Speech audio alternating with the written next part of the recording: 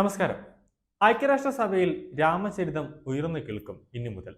ഗുജറാത്തിൽ നിന്നുള്ള ആത്മീയ നേതാവും രാമകഥയുടെ അഖ്യാതവുമായ മൊറാർജി ബാപ്പുവാണ് ഹൈന്ദവ ഗ്രന്ഥമായ രാമചരിതമാനസ് പാരായണം ചെയ്യാനൊരുങ്ങുന്നത്. രാമചരിതമാനസിന്റെ കാലാതീതമായ പ്രസക്തി ലോകമെമ്പാടും എത്തിക്കാനുള്ള നീക്കത്തിന്റെ ഭാഗമാണ് UN ആസ്ഥാനത്ത് ആദ്യമായി രാമകഥ പാരായണത്തിനായി എത്തുന്നത്.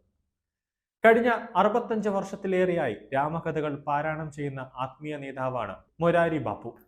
ഐക്യരാഷ്ട്രസഭയിൽ വെച്ച് രാമചരിതമാനസ് വായിക്കുക എന്നത് തന്റെ സ്വപ്ന സാക്ഷാത്കാരമായാണ് അദ്ദേഹം കാണുന്നത്.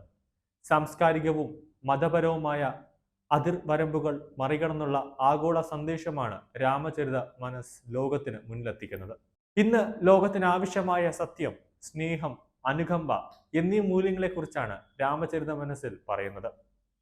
ഐക്യരാഷ്ട്രസഭയിൽ രാമകഥ പാരായണം ചെയ്യുന്നത് ദൈവികമായ കൃപയാണെന്നും ഇത് ആഗോള ഐക്യത്തിലേക്കുള്ള ഒരു ചുവടുവെപ്പാണെന്നും അദ്ദേഹം വ്യക്തമാക്കുന്നുണ്ട്.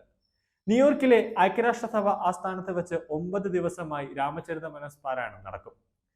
വസുദൈവ കുടുംബം എന്ന് വിളിക്കപ്പെടുന്ന ഈ ലോകത്ത് സമാധാനത്തിനും പരസ്പര സ്നേഹത്തിനും വേണ്ടി നമ്മൾ എല്ലാവരും ഒന്നിച്ചു പ്രവർത്തിക്കേണ്ടതുണ്ട്. രാമകഥ അവതരിപ്പിക്കുന്നതിലൂടെ എല്ലാവരുടെയും സമാധാനത്തിനും ക്ഷേമത്തിനും വേണ്ടി ഞങ്ങൾ പ്രാർത്ഥിക്കുന്നു. രാമചരിതമാനസിന്റെ ഉള്ളടക്കം ഐക്യരാഷ്ട്രസഭയുടെ സുസ്ഥിര വികസന ലക്ഷ്യവുമായി വളരെയധികം യോജിക്കുന്നുണ്ട്. ആഗോള സഹകരണത്തിന്റെയും അനുകമ്പയുടെയും ആവശ്യകതയാണ് ഇത് ഊന്നി പറയുന്നത്.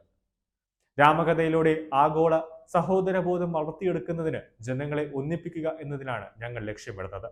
രാമായണ സന്ദേശം പ്രചരിപ്പിക്കുന്നതിനായി തുടർന്നും ഇത്തരം പരിപാടികൾ സംഘടിപ്പിക്കുന്നുണ്ട്.